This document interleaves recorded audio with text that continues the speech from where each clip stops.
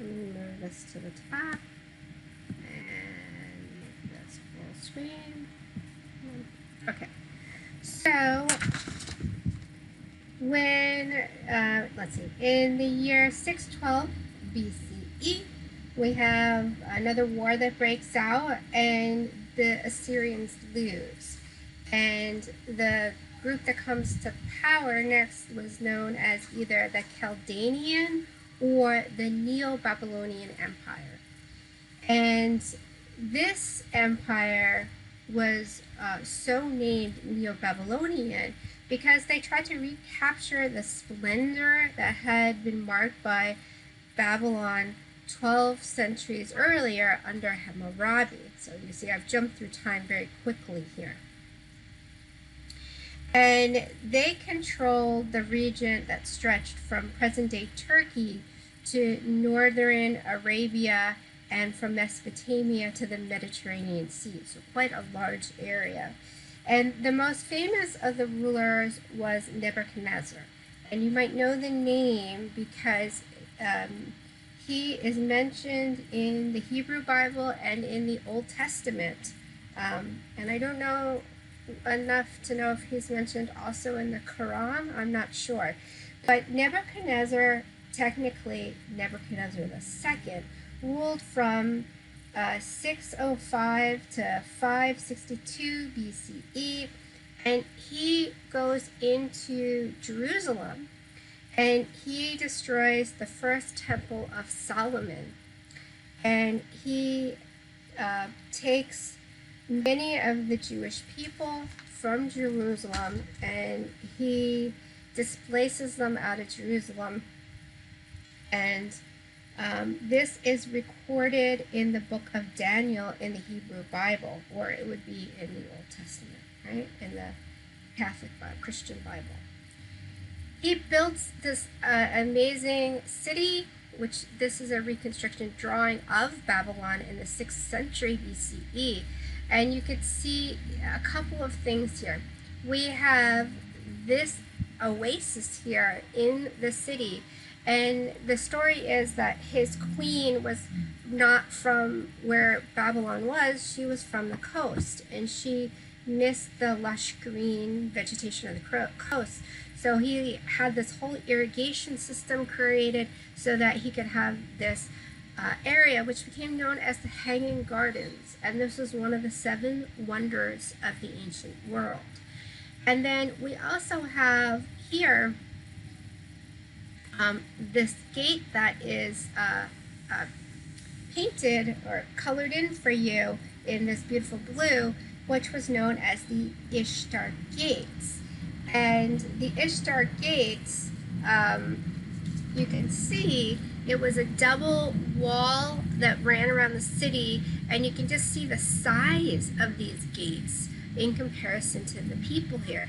This long road that stretched through the city, this was called the Procession Way. And at some places, it was more than 66 feet wide. So, I mean, this is just amazingly complex and huge, undertaking of this architecture at this time period. Now, if you ever get to Berlin, Germany, they have in Berlin part of the gate. Now, they have this section, a smaller section here. The larger section, although they have it, it's too big for the museum. And this is in the museum that is called the Pergamon Museum, which is named after another altar, the Pergamon altar, that we'll be looking at later on. And why a lot of this ancient art ends up in Germany is because at one point when when countries did archaeological digs, whoever discovered these things then brought them back to their home country. And so because these things were discovered by German archaeological teams, they end up back in Germany. That's not so true nowadays. It's usually like if you are, you have to get permission from the governments, and you go in and you find things, and then the government's like, no, we really own this, and it's done very differently nowadays. but it wasn't in the past. So this was found in what would be Babylon, or present day Iraq, right? The city was in what would be present day Iraq, and it's circa 575 BCE.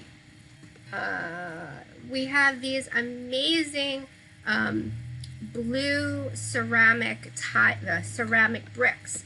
They're glazed with this blue, which was created by a reaction with copper that the people knew about at this time to make this blue pigment. And it has a number of animals on it, and I think I have no, I don't have a close-up. I have a video posted, and in the video there's a close-up. And so when they fired these bricks to have the glaze on them, the bricks would shrink slightly.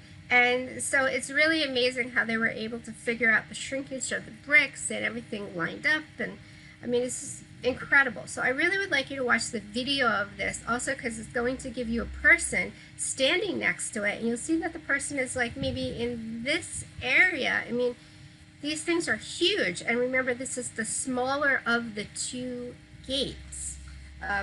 So just, I always think it's just so, you know, mind-boggling that they were able to create these things at this time. Let's see.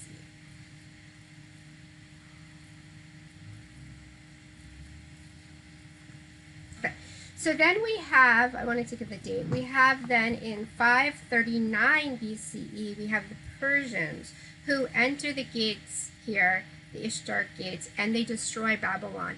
And the next, real power then is the Persians. So the Persians settled in southwestern Iraq at the beginning of the first millennia BCE.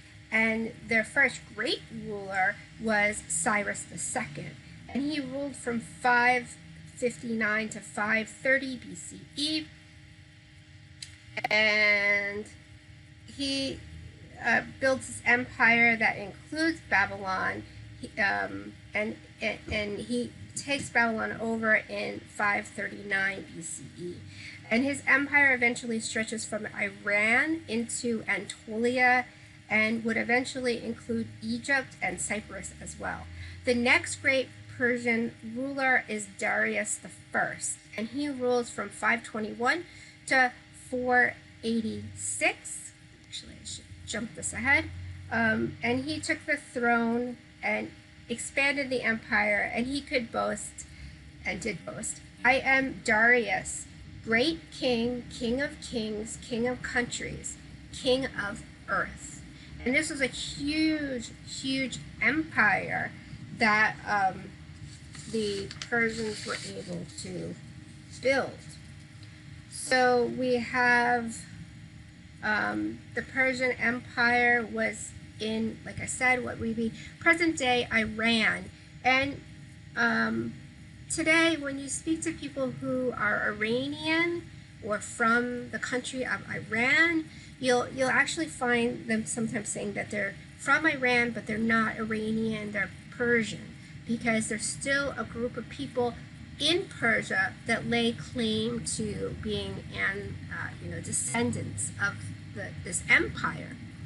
And then they were actually still in control of the country up until the 1970s, when unfortunately the British and the Americans, went in and we took out their elected leader that they had democratically elected, and we decided we didn't like him.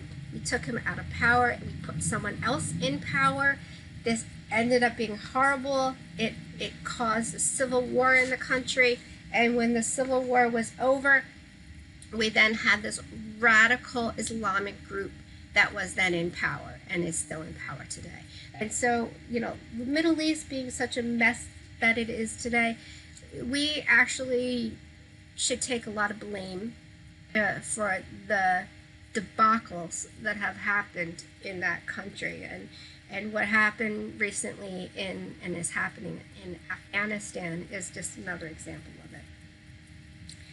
So the Persians, when we have the empire under Darius and successors, expanded the empire to include from Africa to India, and only the mainland Greeks successfully resisted the armies. And then it was eventually the Greeks who defeat the Persians. And it was Alexander the Great from Macedonia who sweeps through Mesopotamia in 334 BCE, and he takes over the Persian Empire and incorporates it into what was then the Greek Hellenistic world, which when we get to Greek art in a couple weeks, we'll be learning about that. Okay, so what I'm showing you here is one of the complexes that's left from the Persians, which would be in present-day Iran, you can see, dating from 518 to about 460 BCE.